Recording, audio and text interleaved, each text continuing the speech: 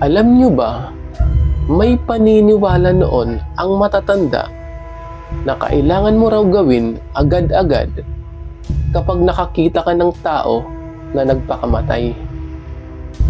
Kasi kung hindi mo raw gagawin ang bagay na yon, ikaw naman ang susunod na mamamatay. Medyo weird lang ang paniniwala na to, pero may ganun kasi na nangyari sa probinsya ng Leyte. May taong nagpakamatay at may nakakita. Ngayon, yung nakakita sa taong nagpakamatay ay hindi niya ginawa yung bagay na pinaniniwalaan ng matatanda. Kaya buwan lang ang nakalipas at yung tao na yon ay sumunod rin daw na namatay. Kayo ba? Alam nyo ba kung ano ang paniniwala na to ng matatanda? Kung ano ang dapat gawin kapag nakakita raw ng taong nagpakamatay? I-comment nyo sa ibaba at pag-usapan natin doon. Kasi ako, personally, ngayon ko lang din nalaman ang bagay na to. Pero mamaya, sasabihin ko rin sa inyo kung ano ang bagay na yon.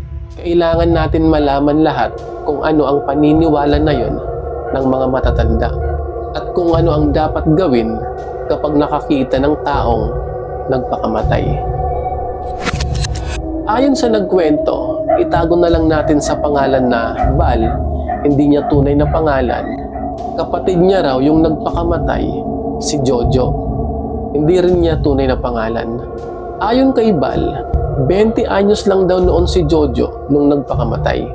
At yung tinuturo nila na dahilan kung bakit raw nagpakamatay si Jojo ay dahil sa pag-ibig. May karelasyon daw noon si Jojo, tapos nagkalabuan sila ng babae niya hanggang sa naghiwalay. At yun ang naging dahilan kung bakit winakasan ni Jojo ang sarili niyang buhay. Siguro yung iba sa inyo sasabihin na mababaw ang dahilan na yon.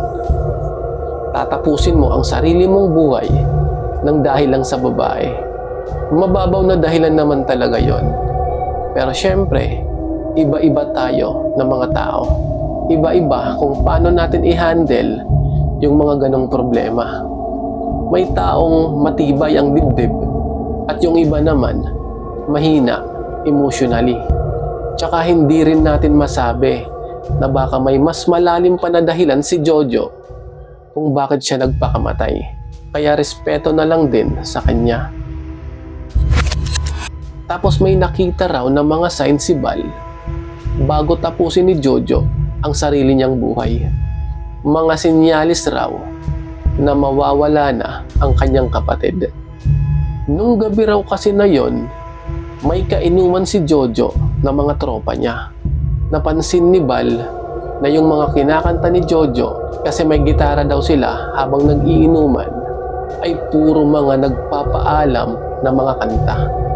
Ibig sabihin, yung mga lyrics daw na kinakanta ni Jojo ay puro nagpapaalam. Yun na pala yun. Kasi kinabukasan raw, mula sa gabi na nag-inuman sila, nakita si Jojo sa puno ng bayabas na nakabitin.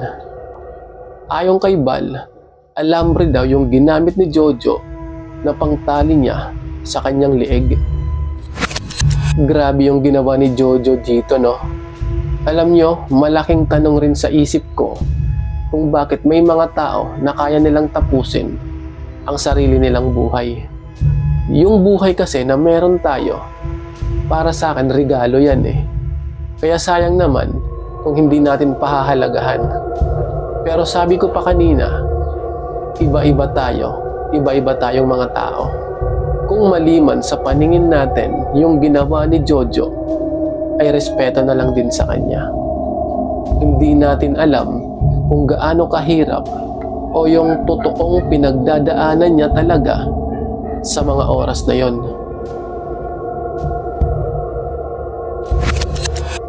Ngayon, yung umaga na yon, yung nakabiti na si Jojo sa puno ng bayabas na wala ng buhay, ay may nakakita raw dito. Tawagin na lang natin sa pangalan na Mang Cesar. yung nakakita kay Jojo, pero hindi niya ito tunay na pangalan. Si Mang Cesar ay nasa edad 50 plus pa lang daw ito. Yung bahay raw ni Mang Cesar ay malapit sa puno ng bayabas, kaya siya yung unang nakakita sa bangkay ni Jojo.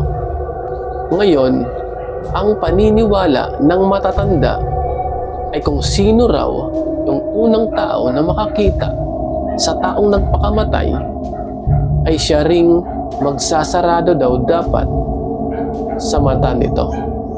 Nakadilat raw kasi yung mata ng mga taong nagpapakamatay, kaya dapat raw isarado ito o yung ipikit mo lang yung mga mata. Yung pagkakaintindi ko rito ay parang igaganon mo yung mata ng bangkay na nakadilat. Igaganon mo siya. Tapos ayun nga, yung gagawa daw dapat nito ay yung tao na unang nakakita. Yun ang paniniwala ng matatanda noon. Kasi kapag hindi raw ginawa yon ng taong unang nakakita, ay siya naman ang susunod na mamamatay. Sabi ko pa nga kanina, medyo weird lang ang paniniwala na to.